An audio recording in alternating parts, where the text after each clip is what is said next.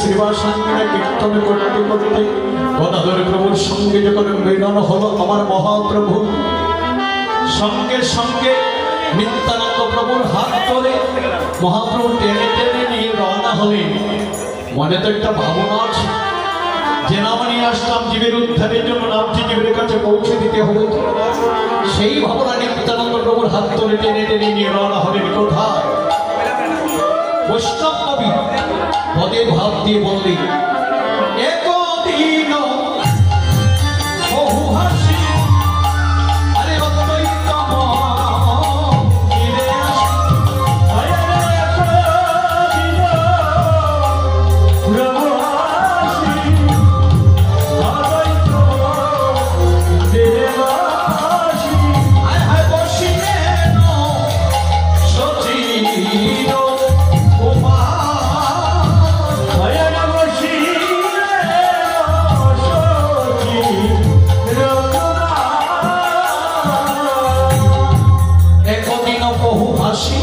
অদ্বৈত মন্দিরে আসি বসিলেন সচিবের।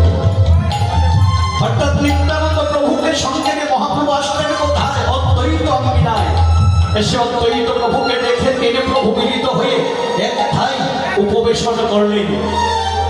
যেই মাত্র তিনি প্রভু মিলিত হলেন একটাই উপবেশন করলেন, পাশ থেকে আমার পদকর্তা আনন্দ প্রকাশ করে বলতে লেগেছেন, তিনি প্রভু একটাই,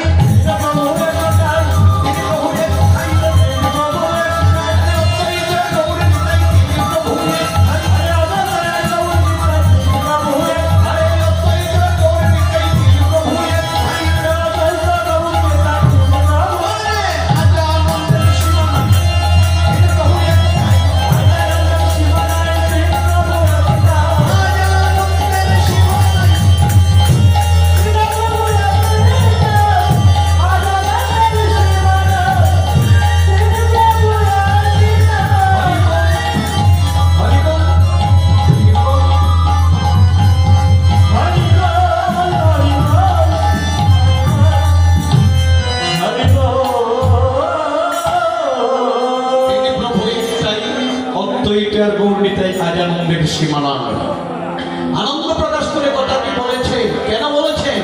তিনি প্রভুকে মিলিত হতে দেখলেই তিনি মনে মনে ভেবেছেন, কি চমৎকার, বড় ভাগ্যগুণে আজ তিনি প্রভু মিলিত হলেন। তিন প্রভু মিলিত হয়ে যখন একসঙ্গে একটাই উপবেশন করেছে, নিশ্চয় পাপাচ্ছন্ন কলিযুগ উদ্ধারের একটা উপায় হবে। সেই ভাবনায় আনন্দ প্রকাশ করছিলেন। তাহলে দেখুন তিন প্রভু মিলিত হয়ে আজ কি করছে?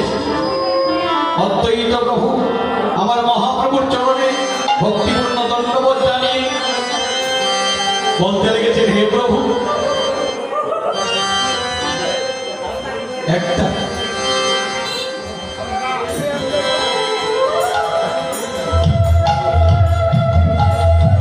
তিন প্রভু মিলিত হয়ে একটাই যখন উপবেশন করলেন, কত সৌভাগ্য আমাদের।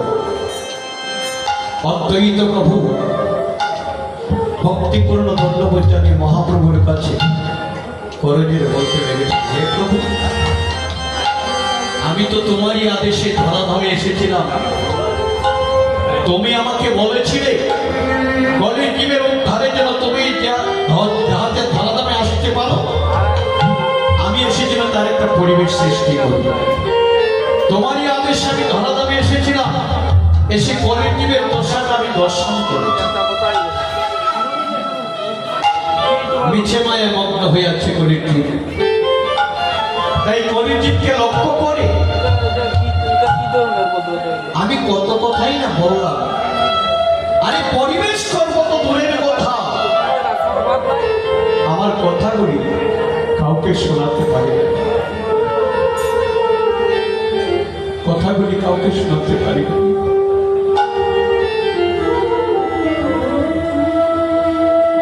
আমি জীবের যাতনাটাও সহ্য করতে পারছি, তাই তোমার কাছে একটাই আমার বিনতি,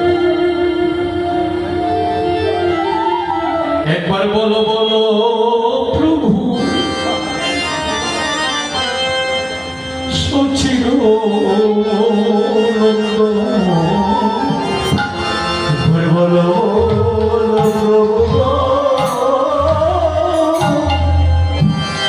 তুমি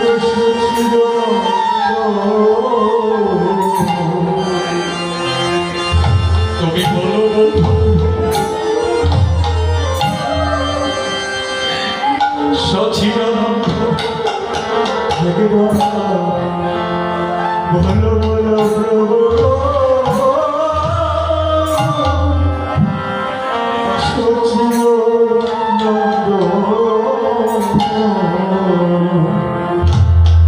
তুমি বলো বলো প্রভু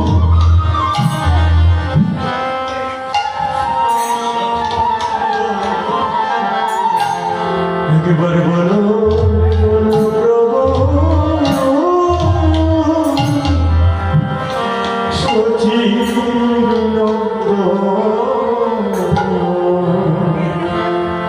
এসে খুঁজে দিবে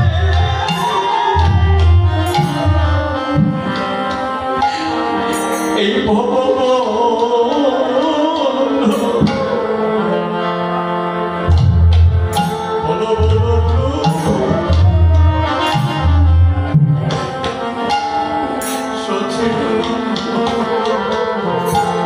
হরে কৃষ্ণ জীবে জীবে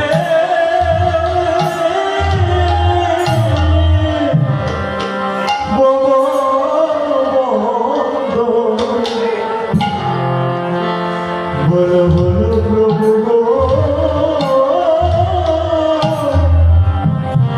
সচির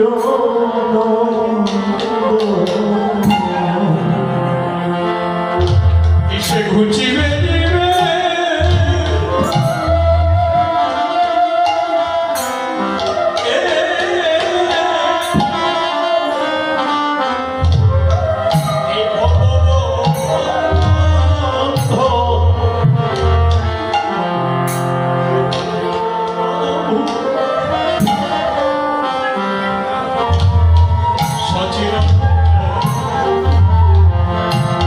এই কৃষ্ণ জীবে জীবে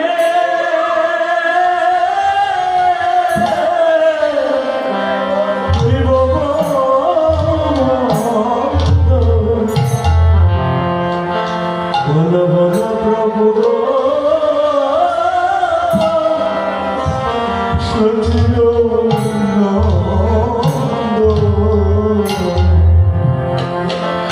এসে খুঁজিবে দিবে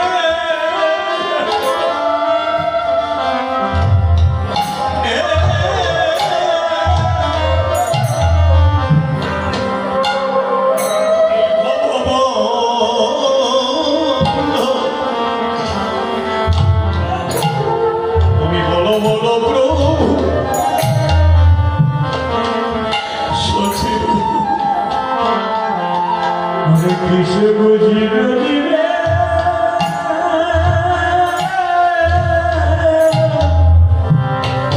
হইব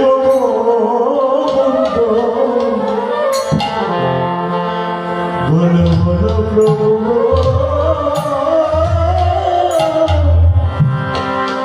সচির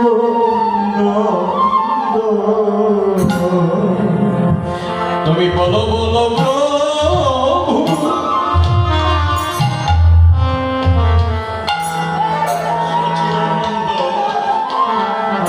তুমি বলো বলো প্রভু সচির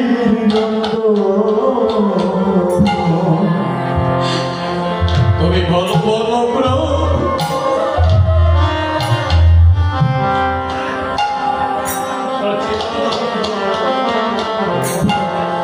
তুমি বলো বলো প্রভু সচির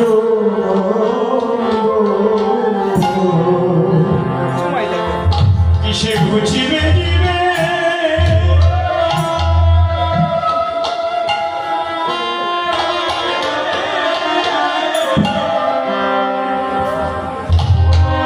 এই ভব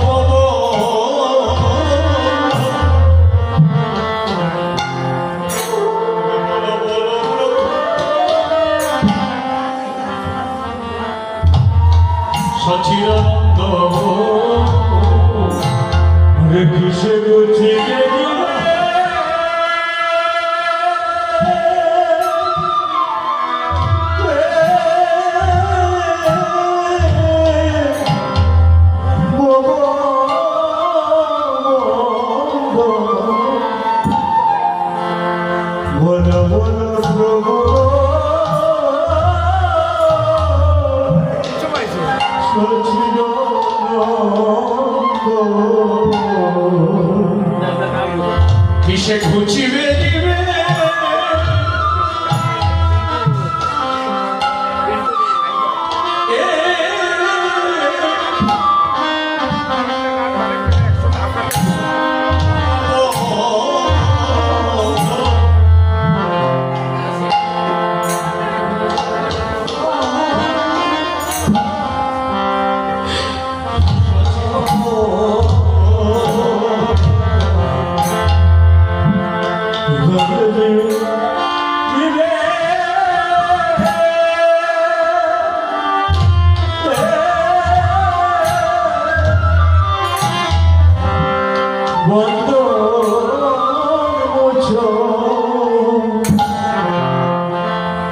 বলো বলো প্রভু গো, সচির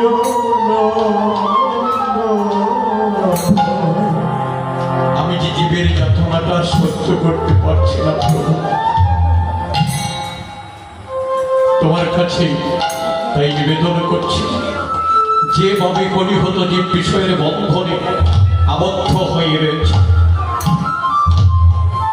কৃপা করে একবার বলে দাও কি করলে কলি জীবে এই বন্ধন মোচন হবে। মহাপ্রভু এই কথাটি শুনে মনের কথাটা করে বলতে বাধ্য হলেন, বললেন কি করলে কলিহত জীব বন্ধন মুক্ত হবে তার ব্যবস্থা আমি করে এসেছি। ভেবে দেখেছি জীব এমন ভাবে মগ্ন হয়ে আছে, সময় নাই, ভোজন যে করবে ভোজন করার মতো সময় নাই, তাই আমি এবার এমন একটা ব্যবস্থা করেছি যা কিছু নিয়ে আছে কলির জীব তার মধ্যে থেকেও ভোজন করা যায়, অল্প ভোজনে মুক্তি লাভ করবে কলিহত জীব। হরিবল। আমি নিয়ে এসেছি একটি মাত্র নাও, একবার শ্রবণ কীর্তনে পাপাচ্ছন্ন কলিটি বন্ধন মোচন হবে, এই ভব সিন্ধু তরে যাবে। তবে নামটি জীবের কাছে পৌঁছে দিতে হবে। আমরা যখন তিনজন মিলিত হয়েছি, এবার একটা পরামর্শ করব কি করে জীবের কাছে নামটি পৌঁছে দেয়।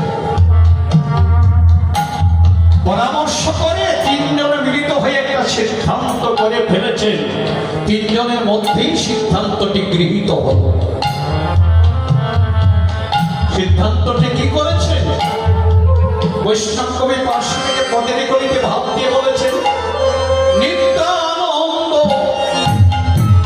করি সঙ্গে অদ্বৈত শিয়া রঙ্গে।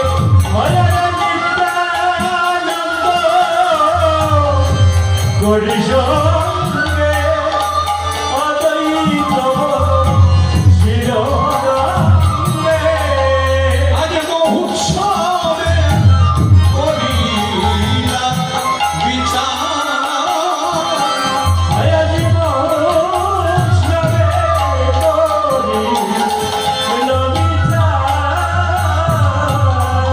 নিত্যানন্দ করি সঙ্গে অদ্বৈত বর্ষিয়া রঙ্গে মহোৎসবের করিলা বিচার। যদি নাম বিতরণ করতে হয় একটা মহোৎসব করতে হবে, এই সিদ্ধান্তটা করে ফেলেছেন। এই যে সিদ্ধান্তটি করলেন কোথায় বসে? অদ্বৈত অঙ্গিনায় বসে।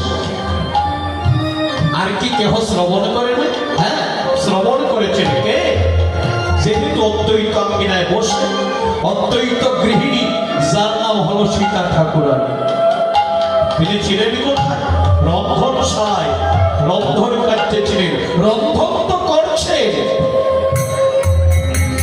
একদিকে রন্ধন করছেন, অন্যদিকে তিন প্রভু একত্রিত হয়ে যে এক স্থানে প্রবেশন করলেন সেদিকেও লক্ষ্য রয়েছে যে তিন প্রভু একত্রিত হয়ে আজ কি করছে।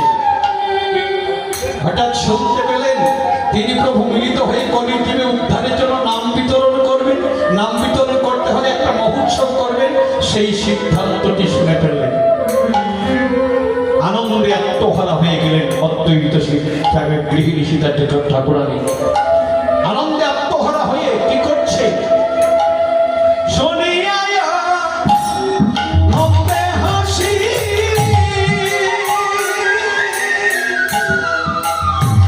সীতা ঠাকুরানী হাসি গো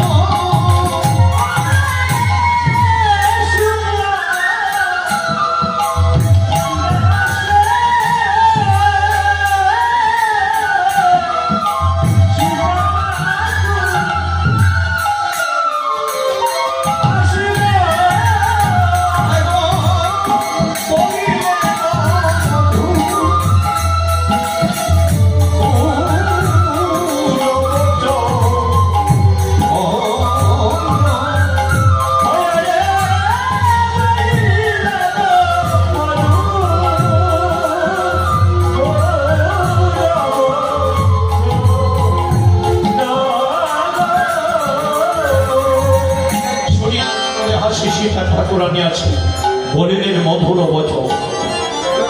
আনন্দে আত্মহারা হয়ে অদ্বৈত গৃহিণী সীতা ঠাকুরানী দ্রুত ছুটে চলে আসলেন কোথা? তিনি প্রভুর নিকটে। মহাপ্রভুর চরণে ভক্তিপূর্ণ দণ্ডবোধ জানিয়ে মধুর ভাষায় বলতে লেগেছেন, হে প্রভু, আজ তিনি প্রভু মিলিত হয়ে এখানে বসে বসে কলির জীবের উদ্ধারের জন্য যে সিদ্ধান্তটি করলেন, সিদ্ধান্তটি শ্রবণ করে আমি যে কত আনন্দিত হয়েছি ভাষায় প্রকাশ করা যায় না। প্রভু সিদ্ধান্ত করেছেন নাম বিতরণ করতে হলে একটা মহোৎসব করবে। এই সিদ্ধান্তটি শুনে আমি আনন্দিত হয়েছি। আমার একটা নিবেদন আছে প্রভু। মহাপ্রভু বললেন, বলো তোমার নিবেদনটি। অদ্বৈত গৃহিণী বললেন, যে মহোৎসবের সিদ্ধান্ত করলেন আমি অভাজনের নিবেদন, এই মহোৎসবটি যেন আমি অভাজনের আঙ্গিনায়। মহাপ্রভু আনন্দিত হয়ে সিদ্ধান্ত দিয়ে ফেললেন, মহোৎসব তুমি করো। অদ্বৈত গৃহিণী বললেন, মহোৎসবের আদেশ তো দিয়ে দিলেন, কিন্তু মহোৎসব কিভাবে করতে হয় এর বিধিবিধান আমি তো কিছুই জানি। মহোৎসবের অনুমতি যখন দিলেন, বিধানগুলিও বলে দিন। তা শুনিয়া